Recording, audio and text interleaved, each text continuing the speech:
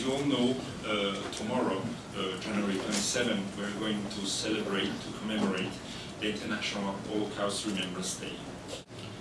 In Italy, il Giorno della Memoria, the Day of Remembrance, was instituted by law on July 20, 2000 by the Italian Parliament, even before the UN passed its resolution.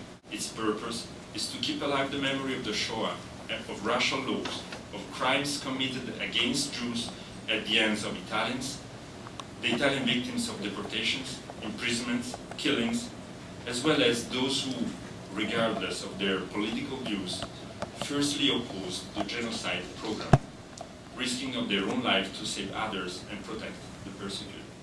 We want to honor the actions of those Italian heroes who, at that dreadful time, made a choice not to be indifferent, but rather had the courage to care, as we feel that this is also a constructive approach to commit to the memory of the Holocaust and educate future generations. 50 Italians, the documentary that we are about to see tonight by Flaminia Lubin, an Italian Jewish journalist and writer who currently lives in New York, tells the story of 50 high-ranking Italian diplomats and generals who saved the lives of over 50,000 Jews during World War II through their ingenious, courageous, and at times comically creative actions. These men, although chosen by Mussolini to represent his regime and implement his policies, found innovative ways to avoid complying with Hitler's final solution and created clever ways to avoid handing over Jews for deportation in the Italian occupied zones. After Germany's success in France, Italy joined the war in June 1940. Mussolini was granted occupational control of sections of southern France, Greece, and Croatia. These zones quickly became known as safe havens for Jews.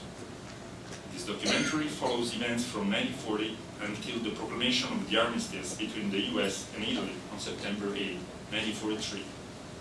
It crisscrosses through parts of southern Europe where the 50 Italians were stationed and where they used all means available to avoid handing over the Jews, Italian and non-Italian, to the Germans. I mentioned September 8, 1943. This date represents a true demarcation line and must be taken into full account when watching at the story of the Jews in Italy and in Italian-occupied territories. Tonight's documentary, indeed, could be looked at with some skepticism and criticism by those unfamiliar with the history of our country before and after September 8, 1943, for not taking into adequate consideration the tragic destiny of the 80,600 Jews in Italy, 20% of the entire Italian Jewish population, who were arrested and deported, and whom only few survived. Maybe we could have chosen to talk about the tragic events that took place at Dole on Saturday, October 16, 1943, when roughly 100 German soldiers captured 1,022 Jews, 200 of whom children, after having surrounded the Jewish ghetto in Rome. Notwithstanding this, we feel that tonight's important commemoration, with its educational purposes, should be also an occasion to focus the attention on acts that led to life, not to death. It is a fact historically recognized that despite consistent pressure from Germany and despite the racial laws of 1938, not one Jew, Italian or non-Italian, according to historians, was deported from Italy or from Italian-occupied lands until the Germans assumed direct control as a consequence of the armistice. I invite you all to reflect on a peculiarity concerning our country, on numbers generally not so very well known. Approximately 80% of the almost 40,000 Jews in Italy were saved, whereas the average of the rest of Europe has been only 20%. These figures, I underscore, are recognized by historians and Jewish authorities.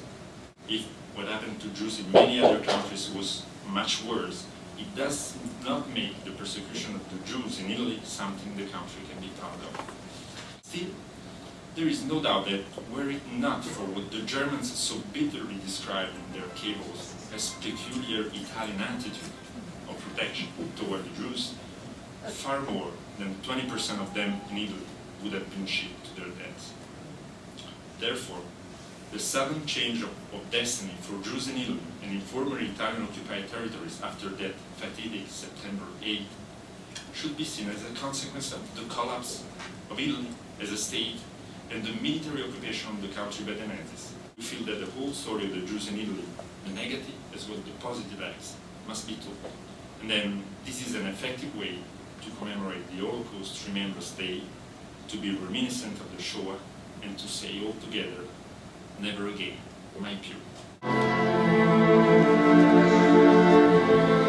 Recognize the presence tonight with us of Isaac Daniels, that actually you saw in the documentary.